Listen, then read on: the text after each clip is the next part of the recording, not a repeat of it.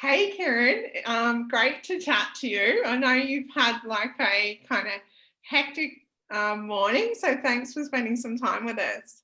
An absolute pleasure, Kylie.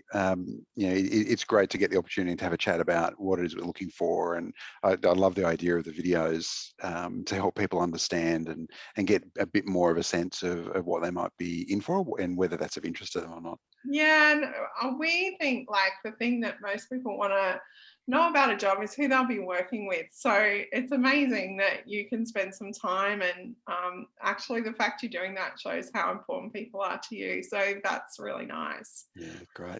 Look, I might just put a bit of a disclaimer. I'm a bit of an extroverted thinker, so if I tend to go on a bit, I apologise in advance. But I do usually come back around to the point. So apologies to you and anybody else that may happen to be watching this at some point in That's all future. right. It's sometimes the little details that create a connection. So that's awesome. So word on the street is, and I have to say word on the street because I was chatting with someone online last night and I was talking about the roles you're looking for, and they said, is that working with Kieran in this new learning setup? And I was like, yes, and how do you know about it? So obviously people out there are talking about what you're doing, which is really beautiful. Can you like just tell us what's your big picture vision of what you're trying to achieve there, and Yeah, for so sure. people sort of get an idea of what they'd be kind of working towards. Yeah, look, I think if I start with, and I'm gonna misquote our vision. We do have a vision and mission statement, but fundamentally, what we're aiming to do is to improve the capability of entire workforces in complex organizations and systems, and do it in a more efficient and effective way that's currently being done. But if I have a look around some of our biggest clients or some substantial sectors, what I see is massive duplication in resources, in effort, tech systems that are not necessarily fit for purpose, operating models that are unnecessarily cumbersome.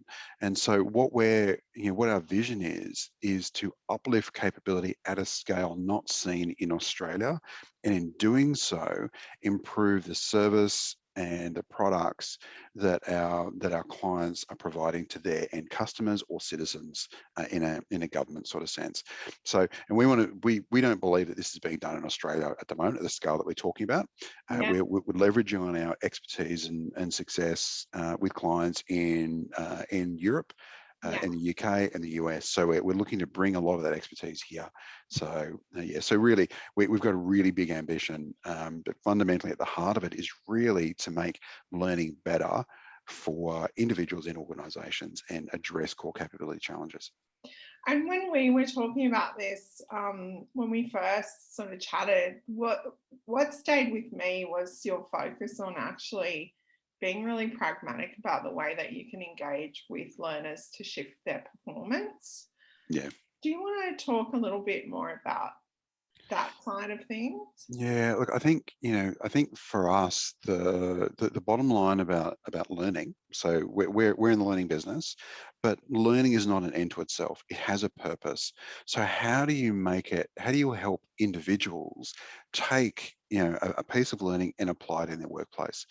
And really, for us, there's a couple of things there. We've got a bunch of really experienced people who have been working in this space for a long time, and helping them to shift and focus into workplace application, thinking about what's actually going to work for their individuals, for our learners, and for our organizational clients.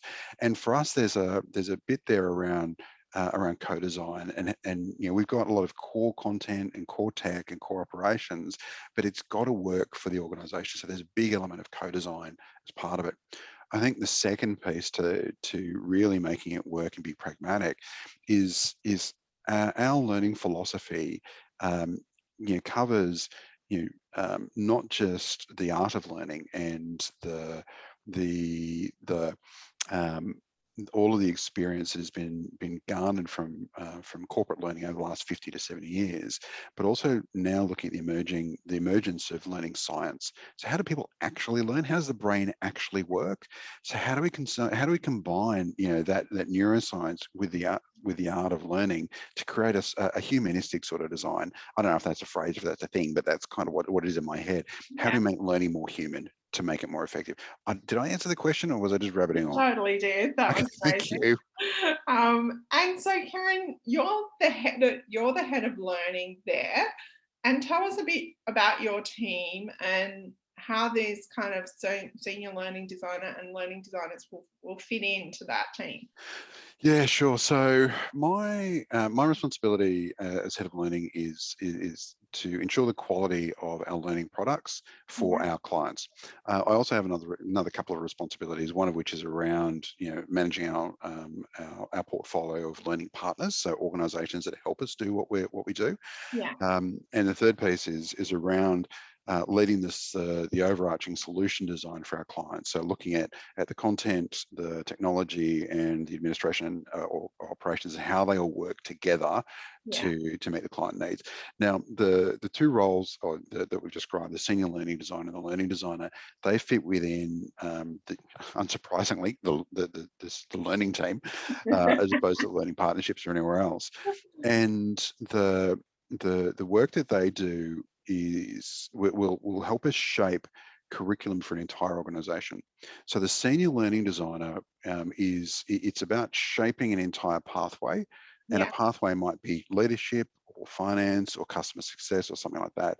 So it's about being able to conceptualize that entire pathway, but then really be able to design down through the levels of learning structures, to be able to get to an asset level and make sure that everything is connected, so that yeah. everything is working towards those overarching outcomes. So the difference between, if I may, sorry, should I? No, you go. You're Okay. right. So in the learning designer role, it's a similar sort of responsibility, but it's probably a level down. So it may not be the entire pathway, but it might be looking at a topic area and having ownership for the detailed design below that, as well as some high-level design responsibilities. But again, really making sure that the assets build with the exercises, that build with the subtopic, that build in, et cetera, et cetera, et cetera, so that everything is connected. And of course, the challenge is you linking in our learning philosophy into all of that as well. Yeah. And that's where the fun begins, I guess. Absolutely, absolutely. Very cool. And just to be clear, like for the learning design role itself, there's no development involved. It's really focused on design and that you'll be collaborating with a development team. Yeah, look, that is true, and I think to be perfectly frank, there probably will be a little bit of development.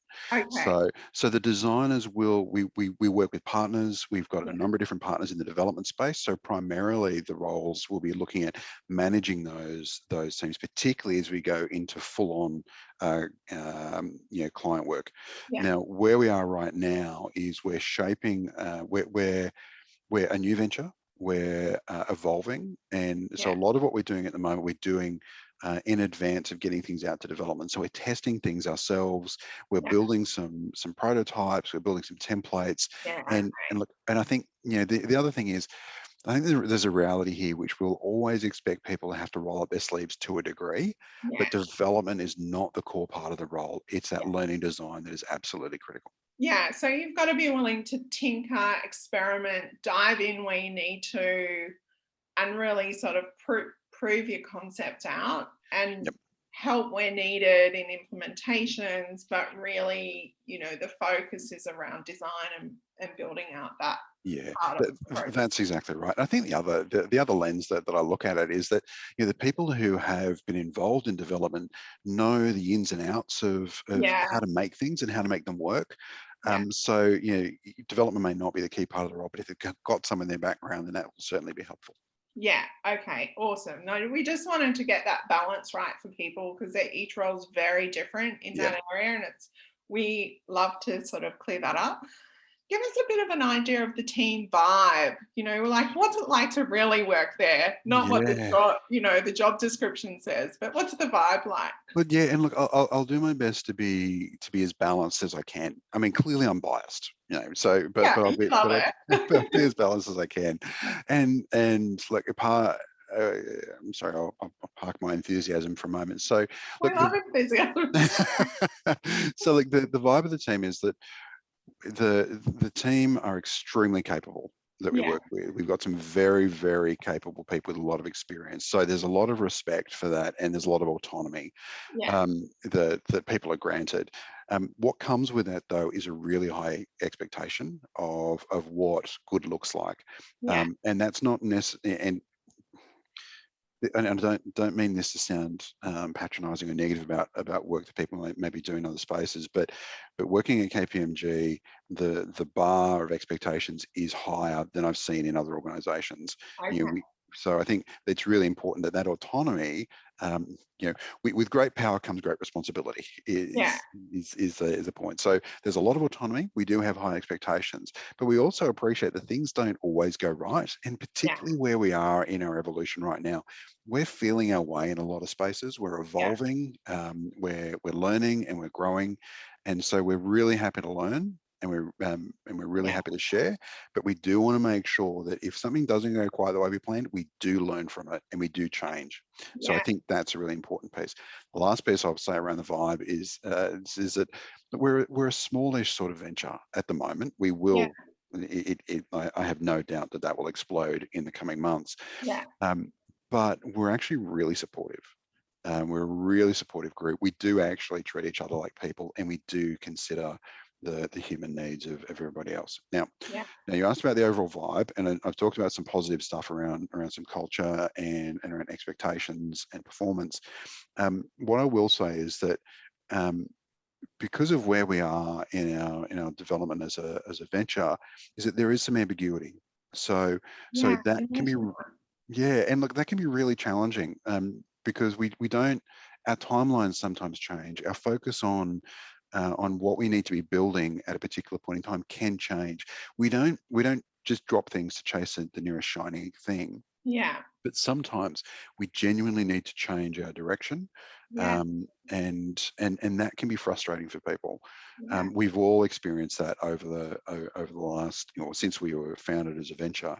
And so I think one of the things that's really important for people to understand is that, that's to be expected. So people who are comfortable with ambiguity, who can create their own certainty and their own drive and direction, that's yeah. going to be really important for people to be set up to be successful. Yeah, look, we have that at Change Republic being a startup ourselves, and we follow, the famous words of Anna and Elsa, and that is, we're going to do the next right thing. Yeah, absolutely. Never thought Frozen 2 would help me in my startup, but it totally There's has. something there for everybody. Yeah, I've seen it so many times. But it's really, what I love is that you're talking about that, and that people can kind of think about whether that's something that they would welcome and that would suit them. So Yeah. that's, yeah, we're really thankful for that. What would be, like, thinking of the senior learning designer, what would be kind of a day in the life? Obviously you're all working remotely, Yep. and we've all been doing that for a while, but we've also learned how to make that work. Yep. So what would kind of a typical day look like? Yeah. So we have, every second day we've got team stand-ups, 15-minute catch-ups where we Yeah, just, talk about it's semi-agile, project methodology, but it's not really, we're not really that hard bitten about it. But every second day we have, team catch-ups, where we just quickly run through what we've got on, what our blockers are, what our successes are, helps us stay connected, particularly in a virtual world. yeah, There may be anything from a high-level curriculum planning conversation, and starting to map out what that curriculum may look like internally, looking yeah, at our philosophy and our design and what are the key elements there are. I think that's likely to be the front end of time. As time goes on, it's likely to be more of the high-level SME conversations, really being as crystal clear on the outcomes, and working with the SMEs to design that content into a blended pathway. When I say blended, I don't just mean the traditional version of blended, yeah, which these days I think in e-learning tends to mean, you know, face-to-face in e-learning. yeah, Sorry, did I say e-learning twice? In learning means face-to-face in e-learning. What we mean by blended is a genuinely complex pathway of, it may include social learning, workplace learning activities. It may include self-directed learning. There might be some e-learning. There might be some virtual classroom. There could be face-to-face. There could be a series of activities, but all of that will need to be designed at a high level. We need to work with the subject matter experts to make sure the content is chunked appropriately into levels. Then what we expect that senior learning designer to do is to start to shape the pieces below that fit into it as well. And it may require working in some of our templates, our learning journey templates. There will be likely to be some reviewing of some of the learning designer work. So as a more senior sort of level, possibly some upskilling of the more junior resources in the team too. And mentoring. That's right. And then there might be some times with our developers in helping them understand what we're trying to do, or perhaps QAing and giving them direct feedback. I think that's actually quite important to understand too. Our partners are really important to us, our organization partners, but in the early days we need to be really clear on what our expectations are. And that, I think, again, from a Vibe point of view, we take it as a one team approach. It is not a supplier organization supply. It is a one team approach. So having a forthright an open conversation with our partners is really important, as it is in our team, to be quite transparent. I think I gibbered on quite a bit there, but that's okay. It's all giving us a flavor of what the day would look like. Thinking about kind of the balance of, say, being on calls like this one versus doing deep work, that there'll be a mix of that kind of. I think certainly on I mean, as you will know, learning design, there's a timeline and a sequence of things that need to happen. Up front, there'll be more of your conceptual conversations, but then as time goes on, there will be more detailed design time that's required. And then I think really one of the challenges will also be balancing out the time to get the work done versus the time to align and provide feedback on our overall approach and participate in team sort of activities. And that can be a challenge, as I think every learning designer knows, that sometimes you just want to spend time doing the thing, but we need to balance the other stuff too. Look, that is amazing. And give me an idea, like we say remote, you can work from anywhere. What does that mean to you? So, well, right now we've got team members in Sydney, Melbourne, Canberra. We're likely to, looking at some of the other clients that we've got, it could be in any other states. We're Australian, so I think the key here is our focus is Australia. But working anywhere, I mean, in this COVID world, it's just an extension of how we've been working anyway, given we've got a pretty split team. We do think it's important for us to spend some time together as a team. So some face-to-face time is important. So I think, I don't think anybody is going to be, 100% remote. We do want to make sure that we have the opportunity to come together as a team, but we do also appreciate that remote working is absolutely fine. People can be incredibly productive, and we can be really flexible. We are really flexible around the way that the people work, as long as the quality and the delivery expectations are there and met. Then we really don't mind where people do the work. Okay, great. And so all flexibility means so many different things to different people. And I know your team have got families, they're doing drop-offs, pickups, they have things that they need to work around. And from our conversations, you're super open to working with all of that. Yeah, absolutely. And just put some examples on the table. Our ventures CEO works a four-day week. Now, I think what you and I were saying was that, for her, that's not necessarily really a 4-day week, but she claims as much back at that time as she can on those days. I work a 9-day fortnight. We've got young parents on our team who who spend time where they need to. Yeah. And at the moment, there's a lot of the work from the homeschooling has caused some Yes. challenges, Oh and my look, God. Yes. so so like all of that. I mean, but again, even in a non-COVID world, that life is important. Yeah. It's not, life is not just work. Some people may have a slightly different impression of how a big four consulting firm operates. Yeah.